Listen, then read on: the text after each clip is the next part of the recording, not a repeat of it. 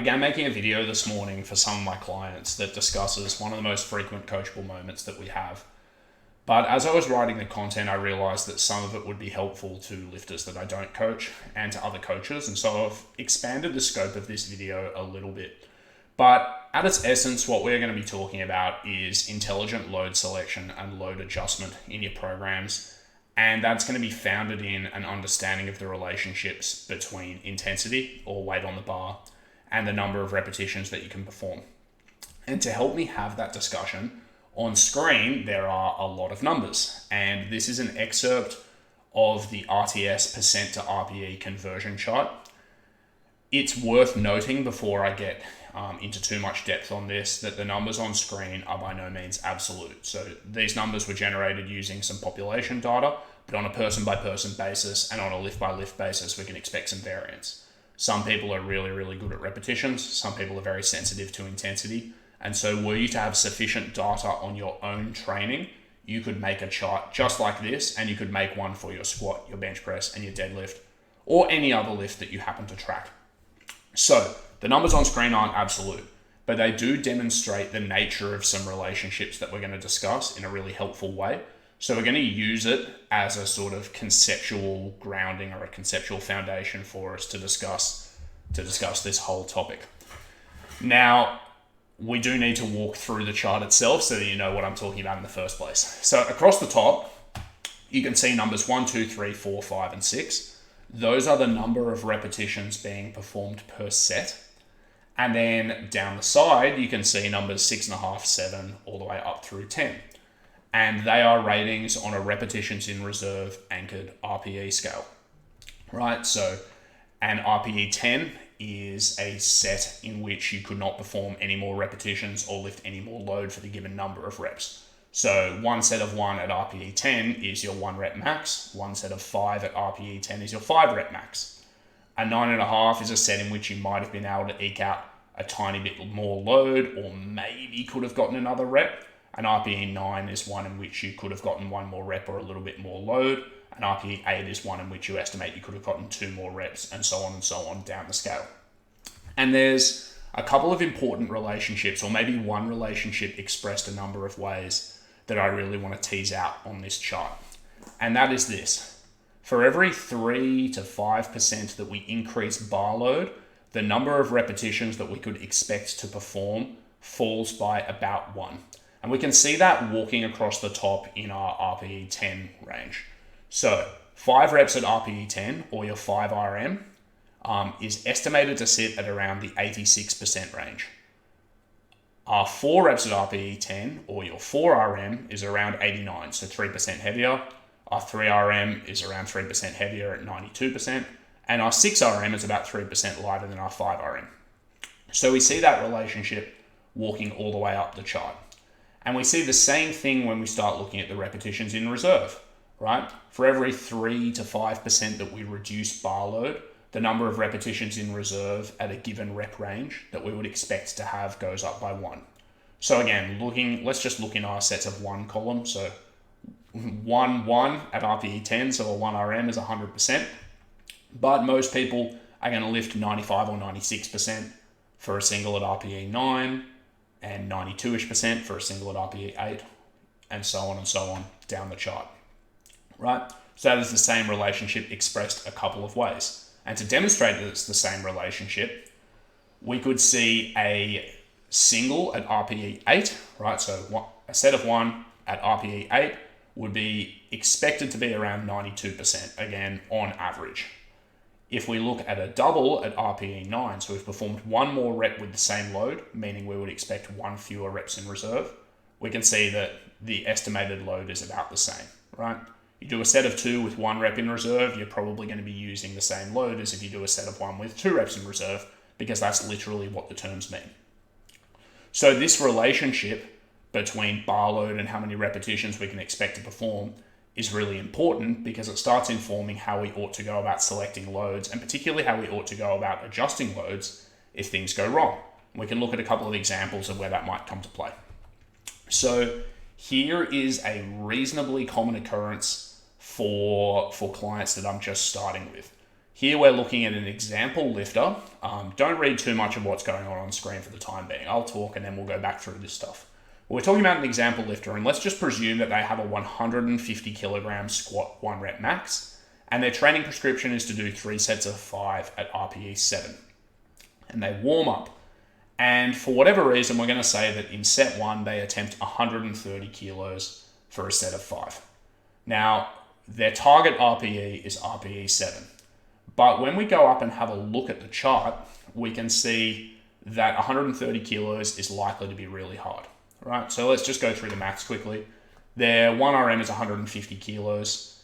If we do the maths, 130 kilos is about 86% of 150 kilos. And when we go into our 5 rep column, we can see that on average, that's going to be an RPE 10. So this set I would expect is going to be a really, really hard one, near maximal. Maybe they get 4 reps and miss the 5th. Maybe they do their 5th and it's a 10-second grinder, right? So this person has misselected load, let's assume. They do the set, and let's say that it is a true RPE 10. They've done a really, really hard set. And at that point, the lifter says, I've messed up my load selection and I need to make an adjustment, right? And at this point, we can say, well, correct, your thinking's actually really good. We need to make a load adjustment. What do we do?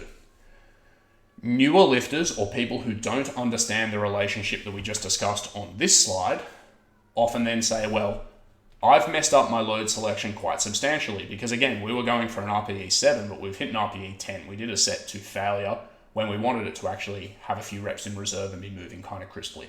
So they say, well, I've messed up my load selection really substantially, which means I need to make a substantial reduction in load. And very often what tends to happen is they make a load reduction that's perhaps too great. So maybe this person just happens to have some 10 kilo plates on the outside of their bar. And so they took them off because they thought, I better drop a pretty long way. So they drop 20 kilos of bar load and they go do some sets with 110 kilos, right? To account for the fact that they way overshot their top set. But were they to do that, in this instance, we'd then be making an error in the opposite direction. Because again, doing the maths, 110 kilos is about 73% of our 150 kilo 1RM. And presuming that they sit pretty close to the average, if we walk down our chart here, the 5 rep range, that's not an RPE 10, it's not an RPE 9, it's not an RPE 8, it's not an RPE 7, it's actually off the chart. What I would expect in this instance is that their sets are suddenly at or below RPE 6, so substantially easier than we intended. And so we've gone from, in our first set, overshooting training such that it was probably unproductively difficult, to then undershooting training because we made an arbitrary load reduction to the degree that training is unproductively easy. If you understand the relationships that we've just discussed though, you might think, well, I overshot my RPE by a few, but I know that for every 3 to 5% that I reduce bar load, I'm likely to get another rep in reserve back. And if you know your own training data, you might be able to do that with even more precision. But let's just say they know that general relationship and they say, well, why don't I start with a 10% load reduction and see how I go? And so in this instance, a 10% load reduction would take them down to 117 kilos, right? That's 12.5 kilos below 130. Their target RPE is 7. And when we look at the chart, as it happens, 117 kilos is actually 78% of 150. As it happens, that's what the chart at least would predict is going to be an RPE 7. And so chances are they've actually come to roughly the correct conclusion, right? So the first big and important lesson here is when we mess up load selection in one set, we want to be making adjustments in an informed manner. We want to say, well, how does our understanding of these relative intensity relationships inform what we ought to be doing when we change the weight on the bar? So in this instance, understanding this relationship helps us roughly ballpark the correct load. And then for sets 2 and 3, they might be able to do it and say, you know, I'm close to correct, or maybe I need to bump the load up a little bit or down a little bit. But even then, those load increments should be informed by an understanding of roughly how great a proportional change in bar load would you expect to make the intended change in RPE. So that's that. But as coaches, we probably want to think, well, how can we give our lifters some tools such that they make better load selections more often? And one way in which we can do it is using what I call an indicator set. And the reason I call them an indicator set is because it would be a fixed load or fixed difficulty set that gives you some idea of your readiness for your top set. So it helps you slightly more accurately select the loads that you're going to work with. You then prescribe a top set range that gives enough variance in potential loading to account for day-to-day fluctuations in performance. I tend to find around a 5% range is pretty good for most people most of the time, because it's narrow enough that they're not having to make an enormously difficult decision, and that you're going to be able to jump there from a reasonably close warm-up, but not so narrow that they can't adjust for the difference between a good day and a bad day. So 5% tends to be pretty good. And if you put your indicator set 7 to 10% below the middle of that range, then that tends to give you enough information to make a reasonably good decision. So let's walk through what that might look like in practice. In this instance, let's pretend we have a 200 kilo squatter, and we give them one set of 1 at 85% as their indicator single. Now let's walk down the columns here, and we can see that in our sets of 1, 85% doesn't appear on the chart. This is likely to be an RPE 6 or maybe just below. And in fact, we can see that for 2 reps, we would expect that 85% is going to be an RPE 6.5. So remembering what I said about the reps in reserve before, that last warm-up is going to be an RPE 5.5-ish, RPE 6 for most people, right? Now, depending on how that one feels, we can then make a decision as to what we want to do for our top set. So our top set, we have an RPE target of 7.5. On a normal day, that means we're going to be lifting 90 to 91% of our 1 rep max. For a 200 kilogram squatter, that means we're going to be aiming for about 180 kilos. But on a good day, maybe you're feeling really strong. Maybe you'd want to go as heavy as 185. And on a day where you're feeling a little bit flatter, maybe you drop to 175 kilos. So we've made just a few percent of load adjustment, which actually accounts for about 1 RPE point for the average person. Again, going back to this. So we want to know, well, where in this range are we going to sit? Or where in this range are we going to land? And the way that we do it is we look at how our indicator single moves. So if you go and you do your single at 85%, you say, you know what? That flew, that felt easier than the average day, then you might be inclined to jump up towards 185 kilos. If you said that felt about normal, that single was about an RPE 6, then you probably have good information to say, let's aim for the middle of this range, go for about 180 kilos. And if you did it and you were like, oh man, I'm feeling pretty sluggish, that was quite hard, that might be a good indicator to go towards the bottom end of this range. So having this fixed load gives you some information with which to make better decisions. So that's one way in which we can reduce error. But there are more ways as well. So some other error reduction techniques. One would be ramping sets or narrower warm-up intervals. So let's go all the way back to our guy who was aiming to do 3 sets of 5 at RPE 7.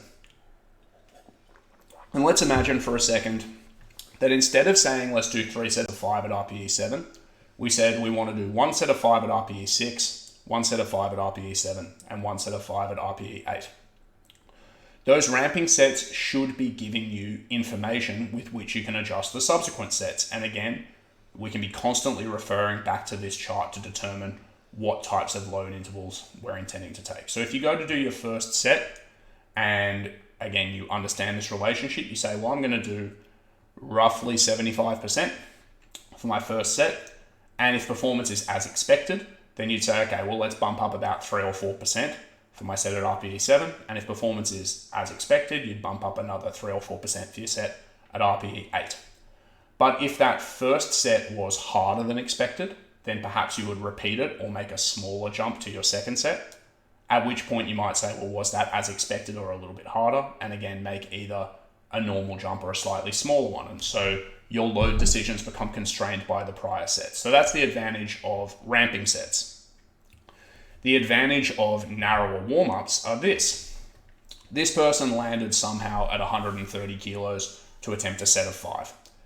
Were that the case for one of my clients, one of the first questions I would be wanting to ask is, well, what was your last warm-up?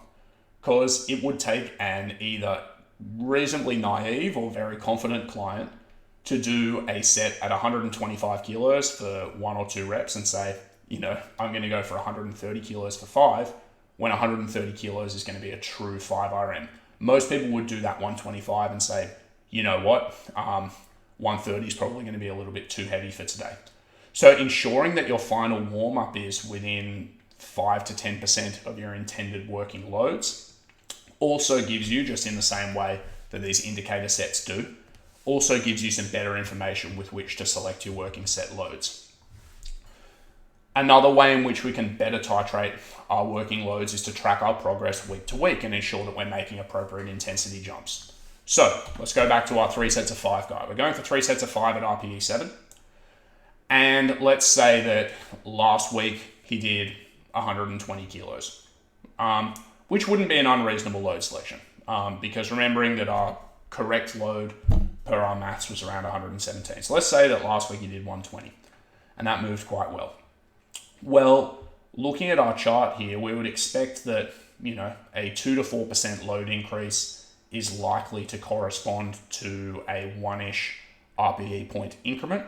And so probably on a week by week basis, making 2 to 4% load increases is going to make a bit of sense, because it reduces the risk that we're going to accidentally go from doing RPE 7s in week 1 to RPE 9.5 in week 2. Right? You can kind of test the waters with a smaller load increment. So looking back in your training log and saying, what did I do last week and how does that compare to this week's training prescription, can also help you narrow those numbers down. We have a more detailed example of that coming up, but that's an important one to remember too, is look at your training log. And then number 3 is that we can actually use programming tools to inform our back offset loads or our later set load prescriptions within a training program. So here I refer to E1RM, which stands for estimated 1RM. And if you're not familiar with that concept, remembering all of the things that I said way back in slide 1 of this presentation, we can actually calculate a daily 1RM load or an estimated daily 1RM load using our performance. So if somebody went and did, let's just say for the sake of easy maths, somebody did a set of 5 at 85 kilos and they said that was an RPE 9.5. Well, when we look at our chart, we can see 5 reps here, RPE 9.5 here. So it's predicted that that's 85% of your 1RM for that day, right? Well, 85 kilos is 85% of 100. So we could say, okay, well, today's estimated 1RM is 100 kilos. That information can become very useful when you then have to fill out the rest of a training prescription. And I'll show you exactly how down here. So somebody does 1 set of 1 at RPE 7.5, and they do that at 180 kilos, right? So RPE 7.5 for a set of 1 is about 90%. 180 kilos is about 90% of 200.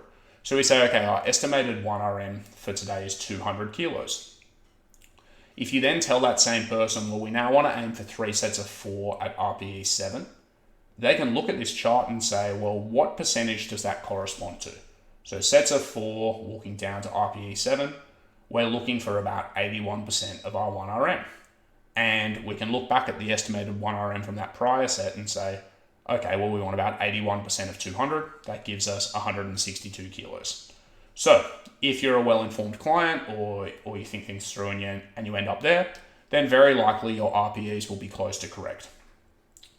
If you didn't refer to this chart, or you were just feeling pretty optimistic about your rep performance and you threw on 170 kilos and it felt too hard, understanding that relationship can also help you reduce your errors or correct for errors. So let's say that for the first set you did 170 kilos. 170 kilos happens to be 85% of 200. So looking down our sets of 4 column, if you did that and it was a true RPE 8.5, then you can see, okay, we've still got a 200 kilo estimated max. I've overestimated my working set RPE by 1.5, and you could just walk down the chart and say, how much of a load reduction ought I make? The answer here is about 4-ish%, or you could go through this maths again, and you end up back at 162. So the point being, you can use this estimated 1RM number to just cross-check that your load selections are at least close to correct. Again, very often, particularly if you're not using your own data, you're not going to have the exact same estimated 1RM if you're entering your RPEs between your top sets and your back off sets. But it does work as a very good sanity check to look at these things and say, are we projecting somewhere close to similar? And if you're out by more than 5%, 7% on your estimated 1RM, then probably there's some misestimation of load occurring. All right, so those are a couple of ways we can reduce error. Now, I mentioned before that we can track progress week to week using these same concepts. And here is an example of how. So I've written 4 weeks of training down the side here using some type of shortish linear periodization scheme. And what we've got are predicted RPEs based on our starting 1RM here, how much we would expect RPE to increase week by week here, and then a recording of what perhaps the actual RPE might look like over a block, and then we can infer, well, how much progress are we seeing? So week 1, we've prescribed 3 sets of 5 at 77% of somebody's 1RM. And walking down our chart, that corresponds to roughly what we would expect to be an RPE 6.5 on average. So this person does it, and let's just say that their RPE was 6.5, so terrific, close to correct. And then the next week we make a 3% load increase, so they're doing 3 sets of 5 at 80%. And looking on our chart, we would expect that their RPE is going to go up by about 1 point. That would be normal. If they were just as strong in week 2 as they were in week 1, then a 3% load increase, we're going to expect that RPE is going to increase by 1 point. So we can see that there. But if in actuality their RPE didn't increase at all, we'd say, okay, well, they seem to be a little bit stronger this week. And in fact, we could say they're performing about 3% better this week. But so we've seen no increase in actual RPE. Cool, good to know. The next week, we say, okay, we're going to do 4 sets of 4 at 83% of your starting 1RM. And again, if we look down here, 4 sets of 4 at 83% lands us at what we would predict would be an RPE 8, right? Or we would predict that their RPE had increased by about 0.5 point. And in this instance, we can see that we've overestimated what their predicted RPE would be, but the RPE increase is about as we would expect, right? Which is to say that they're probably performing pretty similarly in week 3 to week 2, but they're definitely doing a little bit better than week 1. And then in week 4, we say we're going to do 4 sets of 3, 4 sets of 3 at 86%. Again, our predicted RPE would be RPE 8 following this chart. So we would expect that the RPE between these 2 sessions would be about the same if their performance is about the same, because our expected difficulty is the same when we look across this chart, right? 4 at RPE 8 is about 83%, 3 at RPE 8 is about 86%. And in reality, the RPE actually decreased a little bit. So this person seems to be performing a little bit better again in week 4 than they did in week 3, right? They reported an RPE 6.5, where we would have expected that they were going to report an 8 at the start of the program. And they reported an RPE 6.5, where a week ago we might have expected that they were going to perform a 7. Again, remembering we were expecting this number to be the same between week 3 and week 4, but it actually fell. So looking at it, we can then say, well, when we wrote this block in week 1, I expected that week 4 was going to be an RPE 8. But when we got to week 4, it was actually an RPE 6.5, right? And we can look at the space between these 2 numbers and say, okay, well, that's about 4% better than I expected. And if we were to track this estimated 1RM week on week, we'd say, okay, we're 3 or 4% ahead of schedule, which is to say that performance has improved a little bit across this block. Now, from a mathematical perspective, that seems a little bit convoluted. But again, as you just begin to appreciate what the expected difficulty of a given performance at a given load ought to be for you, you can start to spot those trends where you're saying, wow, I'm a little bit ahead of schedule, or this is a little bit easier or a little bit harder than I'd have predicted of myself, without necessarily having to do a truly maximal set. And if you can track that type of progress across blocks and say, how is performance trending as compared to how we would expect it to be on paper, then you can begin to have some type of a gauge of, is my athlete doing a little bit better at the end of this block than they were at the start? And that's all that this intends to demonstrate. The final thing to talk about is when load increments are too large for us to stay in a target RPE range for a given exercise when we add load. So in that instance, using double progression schemes, so adding repetitions prior to load makes sense. And on screen here, I've got the higher end of the rep ranges from that same chart before. Now, this chart was really built for squat, bench, and deadlift, so it's not necessarily appropriate for me to use it to talk about something like a lateral raise or a dumbbell press, because the numbers are not likely to be the same. But the broad trend is going to be similar. So for one reason or another, I chose to put this arrow on the RPE 7.5 column. And you can see that what in a squat, bench, and deadlift you would expect to do for sets of 12 at RPE 7.5 is 15 or 16% below what you would expect to do for RPE 6s, for 6 reps at RPE 7.5.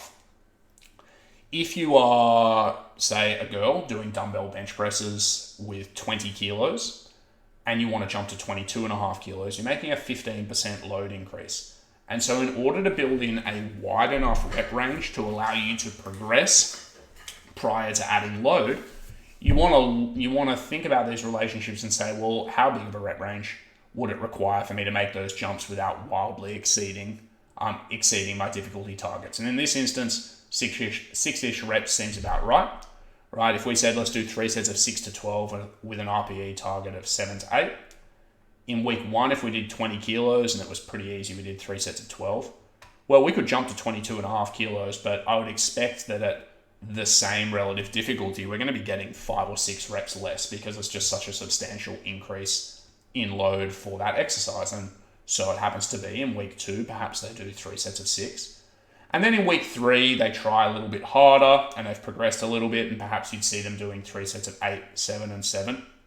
And it would only be when they got to doing 3 sets of 12 again that it would necessitate a load increase. Or you could even make the load increases on a set-by-set basis. So you could then go to 1 set with 25 kilos and 2 sets with 22.5 and so on if you needed to build in more space for progression. But the broad theme here is that when our load increments are sufficiently wide, understanding the relationships between how many reps we can perform and relative intensity should inform us that we need to build in more elaborate or longer running progression schemes to allow people to actually accrue enough work to get meaningfully better. So from a practical perspective, what do we do as athletes? This is the worst summary slide I've ever made. I apologize. So from a practical perspective, what do we do? Well, when you go in to lift weights, rather than lifting weights and saying that set was too hard or that set was easy and making an arbitrary load increase, you can again start going through a bit more of a systematic process. You can say, how hard was the set that I just did? And how hard was it expected to be, or was it intended to be? And the size of that gap can then start telling you something about the nature of the load increase or decrease you ought to make. You say to yourself, well, what load adjustment best reflects my training intentions, right? If you are aiming to make, let's say in the case of ramping sets, if you're aiming to make 1 RPE increases from set to set, then you probably only ought to be increasing load by 3 to 5% set to set. If you overshoot by 2 RPE points, understanding this relationship, for most people, you're going to want to be making a 6 to 8% load reduction and so on and so on. So what we want to do is get out of the habit of just arbitrarily whacking on load or taking off load willy-nilly and start getting in the habit of saying, what is an intentional or purposeful load adjustment that I can make that's going to take me closer to my target? And with each set, we should be accruing better and better information so that over time we get closer and closer to our training prescriptions. Again, having gone back through our training logs and understood what our performance over time has been and so on. So I very much hope that that was helpful. This video did go longer than I intended, considering it was initially going to be an Instagram reel. If you enjoyed it, please comment below, ask any questions. I'll get back to you. Feel free to subscribe as well. Weekly Weights podcast will be going on here as well each time we upload one. So anything you like. But yeah, like I said, hope you enjoyed it. Like, comment, subscribe, share, all of that stuff. And I'll talk to you all soon.